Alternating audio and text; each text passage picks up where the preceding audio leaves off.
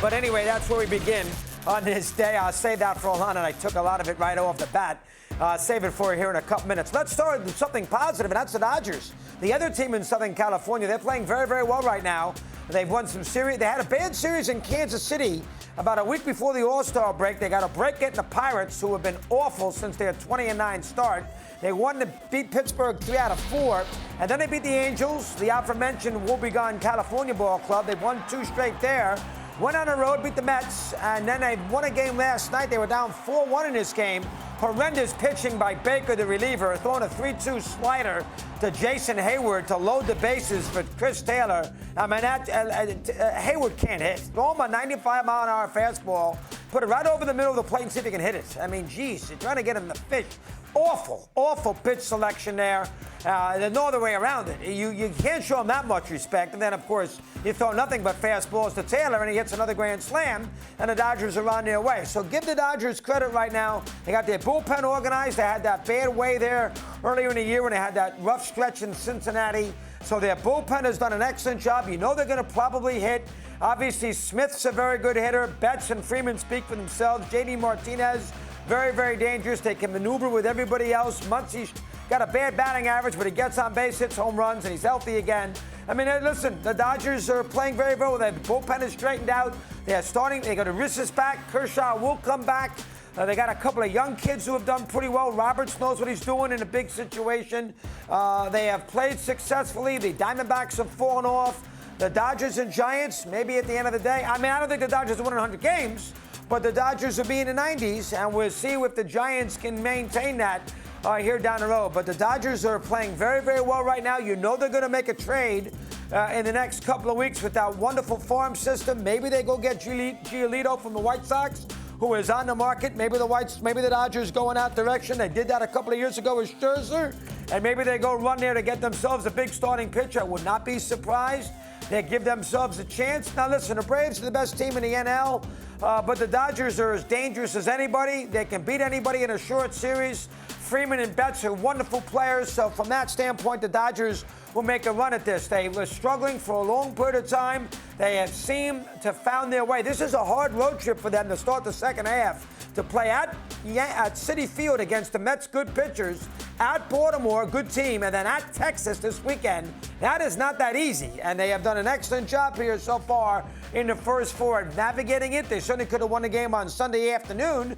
They lost that game in extra innings. So the Dodgers have done a nice job. They've gotten their pitching straightened out. You know they're going to hit some, and their bullpen. Most importantly, Evan Phillips is good. They got themselves going there. So give the Dodgers credit. They're on a good run right now. They won a lot of series, not necessarily in a row, because they lost that 2 out of 3 in Kansas City. But other than that, for the last 8 to 10 series, they've been very consistent. So let's give the Dodgers some love as we begin the program here today. That's number 1. Number 2, let's give Texas some benefits to the doubt as well. Rangers were in big trouble at the end of the first half. Lost the series in Washington. Lost the series at Fenway Park. They lost in Tampa. The Angels walked in there and beat them 3 out of 4. They had really struggled. Obviously, no DeGrom. Big story by Verducci, our pal in Sports Illustrated this week on DeGrom, by the way. Out for the year. Pitching seemed to be worn out. They don't have a great bullpen. They struggled at Yankee Stadium.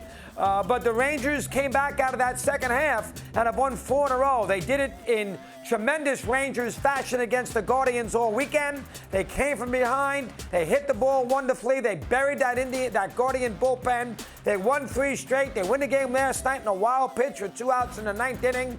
And they hung in there when McClanahan was pitching. Nice job by them getting a win. They got Eovaldi tonight. Texas, of course, with Houston's going to have to concern themselves. Those 2 teams have separated from the American League West. But I thought Texas was on the brink of really being in some trouble before the second half started, and they seem to have righted the ship with their 4 wins in succession. Good homestand for them, too.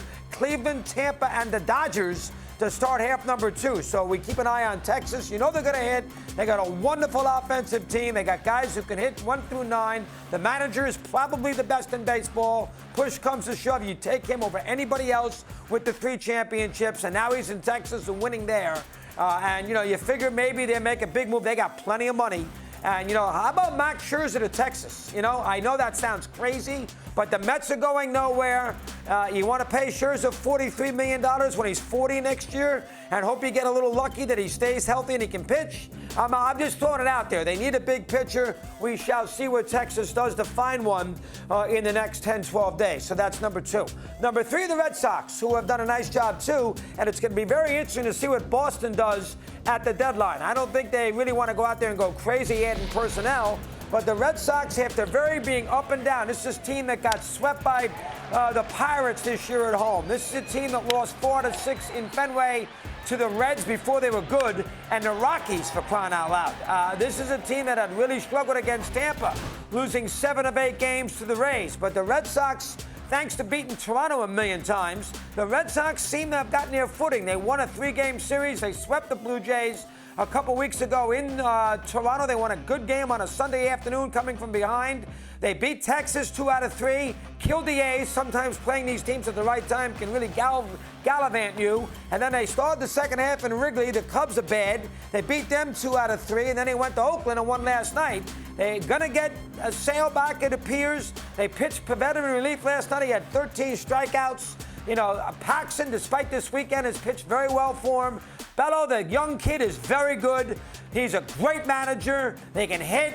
The Red Sox are a game ahead of the Yankees right now. They're only a couple of games back in the wild card. They got a hard schedule. Red Sox have to play the Giants. The Red Sox have to play the Dodgers.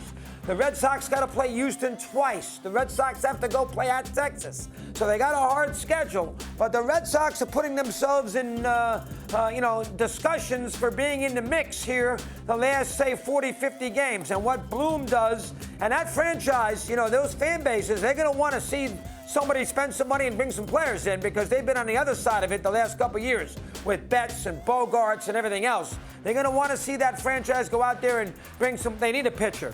They have to get some pitching. You don't know about Sale, the back of that rotation. They need a pitcher.